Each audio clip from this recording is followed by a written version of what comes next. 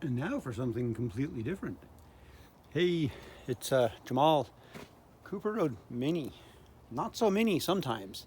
In fact, just a little quick update here. Sometimes we're working on minis in the background, and the lovely autumn weather here allows us some of our outdoor vehicles. This is my I've owned this thing since the late 80s, I think is when I bought it, and built it the first time about 30 years ago. This is basically an L88 bottom end 427 big block Chevy. Yeah, it's taken a bit of a beating here in recent years, been non-opt with the now 5-year-old, using it on the property, dealing with some maintenance things, changing the body here and there. While I had this fender off though, couldn't resist tearing off the entire old AC unit.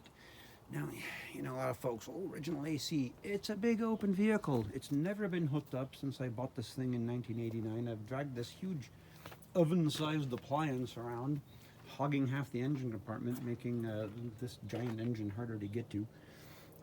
And it's all seized up. The vacuum pots that they used, they'll hold up okay on the inside of a vehicle, but when you have a big outdoor thing like this, why, they're all frozen up. You can't move the ducting. Hit the local junkyard, thank you very much, Kilroy's in Grass Valley, California. Found a truck that was a 3/4 ton with the heater only and all cable operated, none of this vacuum business. Got the entire harness, the entire heater, modified the firewall here to accept it. This is going to be slick. I could service this heater core from a plate that I'll make here to cover the old AC side. This thing's remarkably rust-free, and I've kind of gone through some of the surface, moisture gathers, roughed it up, Scotch-Brite wire brushes, painted it with some Rust-Oleum, rust-killing type. I like white. You can look under here and see. It's not going to be visible, but when you do stick a light under there, you can kind of see what's going on. So we can see here we're fitting the entire heater box, all of these things. I've cleaned up the cables, taken it fully apart, cleaned it all up. It's as good as new. Eckler's Automotive truck parts, thank you very much, guys. And this is the non-AC you could even get, the non-AC firewall pad, which is much nicer than that huge bird nest of a factory one that's just like, oh man, those things are a mess. And if you've ever seen rodents get into them, they stay in them. These usually have a very strong heater, and that's what we're after, a big defroster, a big heater.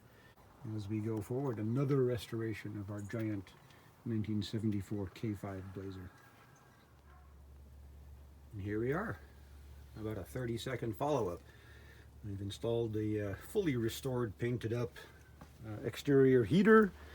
If we hop around in here, the firewall pad sealing nicely against the openings. Yep, this, it's interesting, this big block Chevrolet engine, I built this engine, gosh, in my mid-20s, maybe my late 20s. Nearly 30 years ago, and this was probably 10 years before I'd really seriously built any mini engines. Over here, yeah, it's Project Central here on the outside of the R&D basement. When I have an opportunity to jump between projects, here we go. Here's the update on our midget. But yeah, that's what I do. Let's run up and take a quick look at the minis, which are, of course, never sitting still. The key is you don't get tired of working on something. You don't get to the point of having to use foul language and jump up and down, because you do a little bit of work here and you get to a point where, I got to think about that. Oh yeah, we showed the midget real quick. Here we go. Here's the 1275 rebuilt engine. I didn't rebuild this, so I'm going to go to some length here to test it. Set it up with the Rivergate 5-speed plate. Over here, our own Cooper S. Actually, I don't think I've had the hood off this. Probably a good month has gone by. But always something to work on. And jumping between projects is a way not to get stuck. When you get stuck and frustrated, that's when the quality of what you're doing suffers and compromises get made. No compromises means when we get stuck, we go away and do something else and let a solution come to us.